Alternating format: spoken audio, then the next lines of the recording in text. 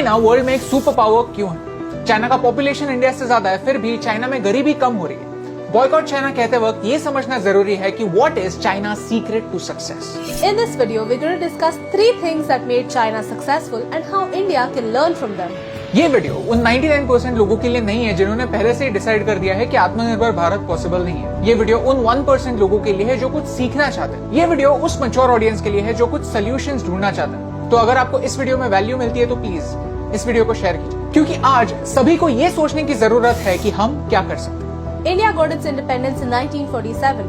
China was freed in 1949. And for the next 30 years, India and China were at the same level. तो 1980 के बाद क्या change? China started becoming the world's factory. China focused on its economy, more so on its people. बाकी countries को कहा कि आप China में इन्वेस्ट करो, हम हमारे लोगों में इन्वेस्ट करते हैं। Number 1, skilled labour. Unskilled labour बहुत इजीली रिप्लेस हो सकता है क्योंकि वहां पर ग्रोथ के चांसेस नहीं होते। आप कोई स्पेशल नहीं है। अगर आप 100 रुपए में काम करने के लिए रेडी नहीं है तो आपकी जगह लेने के लिए 1000 लोग लाइन में खड़े हैं। Skilled labor is that kind of labor where your experience becomes your asset and you become your company's asset. China's population is China's asset. और ये पॉसिबल क्यों हो? Because China has focused on vocational training. Vocational means practical or technical. और ये vocational training आपको सिर्फ school में ही नहीं, ऑन द स्पॉट इंडस्ट्रीज में भी मिलती है, like an internship, but a very specific internship. ऐसी इंटर्नशिप जो आपको बहुत कम टाइम में पैसे कमाने के लायक बना देती है। यू सी, इंडिया में प्रॉब्लम क्या है? 10 साल के स्कूल और 5 साल के कॉलेज के बाद भी ये गारंटी नहीं होती कि जॉब मिलने वाला है। हाँ, लेकिन इसकी गारंटी है कि टाइम जाएगा। तो एक गरीब सोचता है कि बच्चे को स्कूल क्यों भेजूं? Number 2, cluster development. When a builder builds the house, bricks come from one person, steel comes from another, and cement comes from a third person. Okay, just imagine, आपके कंस्ट्रक्शन साइट के बाजू में ही एक supermarket है जहां पर आपको सारी चीजें अवेलेबल हो, ऑप्शंस मिले, ट्रैवल ना करना पड़े, आपका टाइम और पैसा दोनों बचे। That's what China did.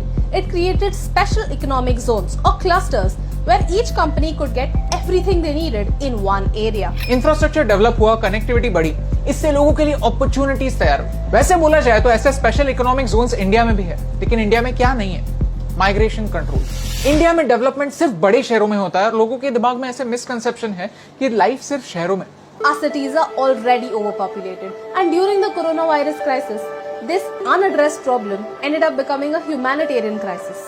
China migration control कैसे करता है? एक डोमेस्टिक पासपोर्ट के साथ। इन शॉर्ट, आप और आपकी फैमिली जिस एरिया से है उस एरिया को छोड़कर किसी और जगह पर शिफ्ट हो जाते हैं तो कुछ फ्री बेनिफिट्स खो देते हैं। इसे चाइना में हुकू सिस्टम कहते हैं। They encouraged rural people to set up local businesses, small businesses that could support other big businesses. अगर किसी को अपने ही गांव में अपना खुद का बिजनेस स्टार्ट करने के लिए इंसेंटिव मिला तो वो अपना घर छोड़कर शहर में क्यों जाएगा? Number 3, government works with the businesses. We told you about China's debt trap. When China started building ports for Sri Lanka, China ensured that a Chinese company got the job. Pakistan का इकोनॉमिक कॉरिडोर भी एक Chinese company build कर रही है। So basically China एक दूसरे country को loan देती है, उसी लोन के पैसे से वो कंट्री चाइनीज कंपनी को हायर करती है और ऊपर से चाइना को इंटरेस्ट भी पे करती है। बेसिकली गवर्नमेंट इंश्योर करता है कि चाइनीज इंडस्ट्रीज भी बड़ी हो, इसीलिए ग्लोबल फॉर्च्यून 500 कंपनीज में से 119 companies are from China, whereas there are only 7 companies from India. China industries को सपोर्ट करने के लिए इंफ्रास्ट्रक्चर रेडी करता है। For example, the fastest train from Mumbai to Delhi takes a little less than 17 hours, whereas the fastest train from Beijing to Shanghai takes a little less than 5. The distance is approximately the same, but the technology is miles ahead. तो ये सब जानने के बाद India में हम क्या कर सकते हैं? हमारा एजुकेशन सिस्टम फ्लॉड है, ये हमें पता है।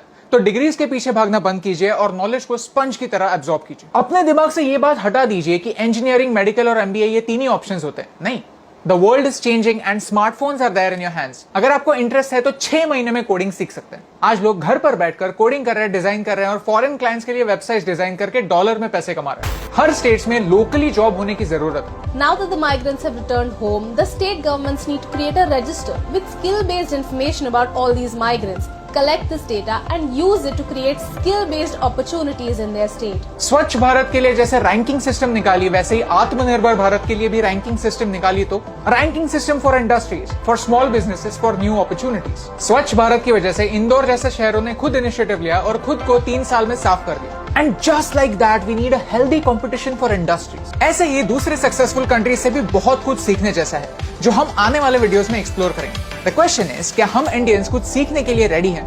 यस, तो इस मैसेज को शेयर कीजिए सो दैट एटलीस्ट एक डिस्कशन शुरू हो। अगर आपके पास आइडियाज है तो tell us in the comments. You see, infrastructure develop तभी होगा जब लोग लोकल बनना पसंद करेंगे। हमें वोकल फॉर लोकल बनना है, लेकिन एक ग्लोबल आउटलुक रखना है। किसी कंट्री के लिए दरवाजे बंद नहीं करने, दिमाग की खिड़कियां खोलनी है, क्योंकि चाइना से आइडियाज तो फ्री में आता है। हमें सोचना बस ये है कि हम क्या कर सकते हैं।